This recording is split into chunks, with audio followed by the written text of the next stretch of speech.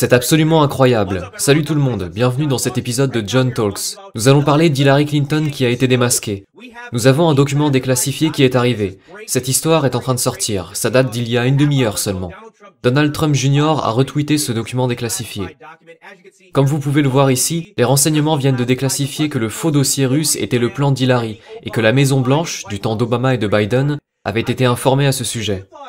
Franchement, si vous pensiez que les impôts de Trump étaient de grosses affaires, le New York Times qui disait « Oh là, nous avons quelque chose sur Trump, nous le tenons », alors qu'il ne tenait rien du tout, tout le monde s'en fiche, Trump n'a enfreint aucune loi, le fait qu'il a juste payé 750 $ de taxes, bon c'est plus compliqué que ça, mais peu importe, ce n'est rien, ce n'est absolument rien comparé à ce que Joe Biden savait.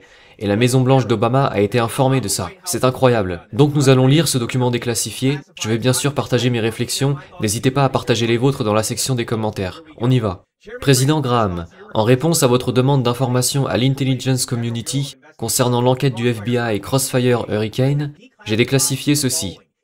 Fin juillet 2016, les agences de renseignement américaines ont obtenu des informations sur les renseignements russes, selon lesquels la candidate à la présidence des États-Unis, Hillary Clinton, avait approuvé un plan de campagne pour susciter un scandale contre le candidat Donald Trump, en le liant à Poutine et au piratage par les Russes du Comité national démocrate. L'Intelligence Community ne connaît pas l'exactitude de cette allégation ni la mesure dans laquelle l'analyse des services de renseignement russes pourrait refléter une exagération ou une fabrication de ces informations.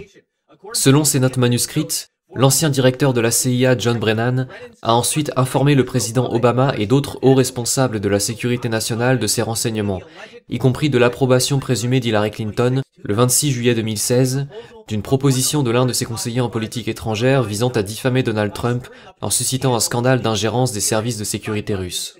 Le 7 septembre 2016, les services de renseignement américains ont transmis une demande d'enquête au directeur du FBI, James Comey, et au directeur adjoint du contre-espionnage, Pierre Staszak, concernant l'approbation par la candidate à la présidence des États-Unis Hillary Clinton d'un plan concernant le candidat à la présidence des États-Unis Donald Trump et les pirates informatiques russes qui entraveraient les élections, dans le but de détourner l'opinion publique de son histoire d'utilisation de serveurs d'email privés. Tout est en train de sortir.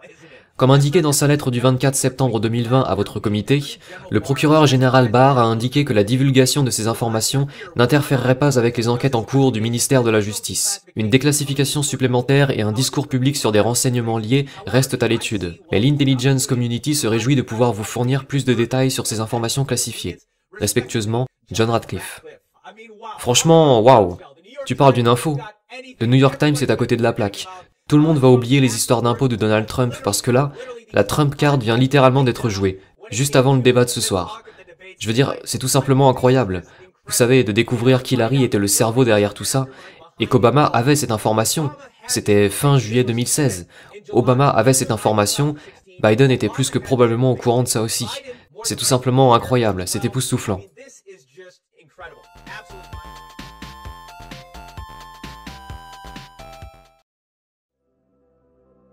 N'oubliez pas de vous abonner et d'activer la cloche pour être informé de mes prochaines vidéos.